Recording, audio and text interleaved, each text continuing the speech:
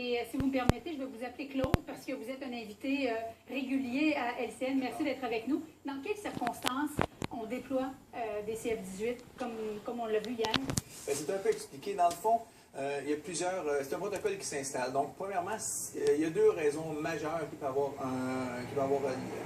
des CF-18 qui vont venir protéger l'avion. Il faut, premièrement, soit que le pilote décide qu'à bord de son avion, il y a un problème qui commence à devenir hors de contrôle et que l'équipage à bord, les agents de bord, ne sont pas capables de contenir la situation. Donc, une menace réelle. Une menace réelle. Donc, que ce soit, bon, dans le cas hier, c'est des jeunes femmes qui avaient trop bu, qui avaient fumé dans les toilettes et qui devenaient un peu physiques dans l'avion. Donc, à un moment donné, ils ont peut-être senti qu'il n'y avait pas assez d'agents de bord dans l'avion pour bien contenir le tout. Ils décident de faire rebrousser chemin. Ils déclarent une urgence en vol. Et à partir de ce moment-là, c'est plus le pilote qui contrôle le tout. Le pilote, lui, va faire l'appel « J'ai une urgence à bord ».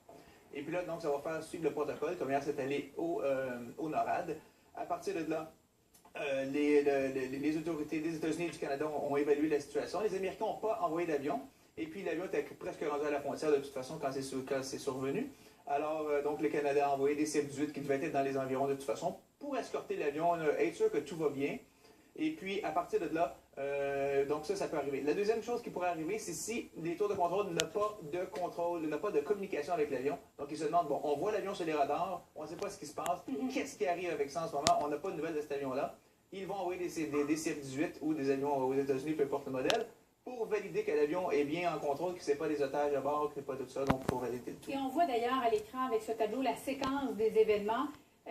On nous dit pas tout, de toute évidence, Claude, parce que ça prend pas, j'imagine, deux femmes alcoolisées qui fument la cigarette et qui en viennent au cou, 25 ans, 26 ans, pour déclencher une urgence à bord, pour se dire finalement que ça représente une menace réelle. Ben, c'est sûr que présenté comme ça peut sembler un peu douteux. D'ailleurs, on voit, si vous permettez, Oui. situation d'urgence.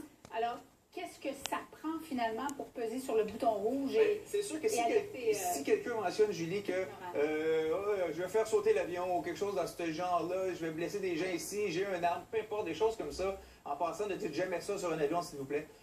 On prend ça très au sérieux. On ne fait pas de blague avec ça, là, vraiment aucune blague avec ça. C'est sûr que la situation d'urgence va être donnée à l'instant, il n'y aura pas excusez-moi le terme, il n'y aura pas de niaisage. Et puis, dès que l'avion sera atterri au sol, c'est les menottes pour vous, puis ça n'ira pas très bien pour le restant de vos jours.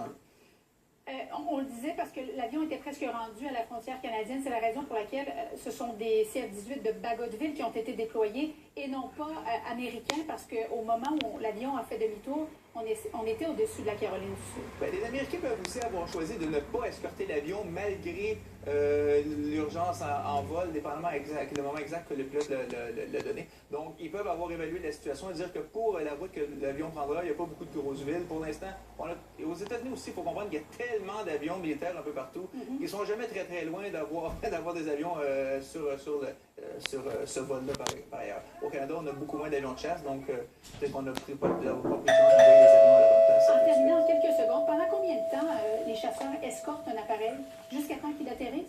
Ça dépend des situations. Soit qu'à partir du moment où il arrive proche de l'atterrissage, les pilotes qui sont certains que la situation sera calme, il n'y aura pas de danger, tout doit être correct. Pour moi, ils vont laisser aller l'avion. Ils l'ont juste escorté 4 minutes hier seulement. 4 minutes. Ouais. Alors, Claude Fortin, merci beaucoup d'avoir été avec nous. Je vous rappelle, il est expert en aviation. Merci, au plaisir. Je vais aller retrouver le collègue.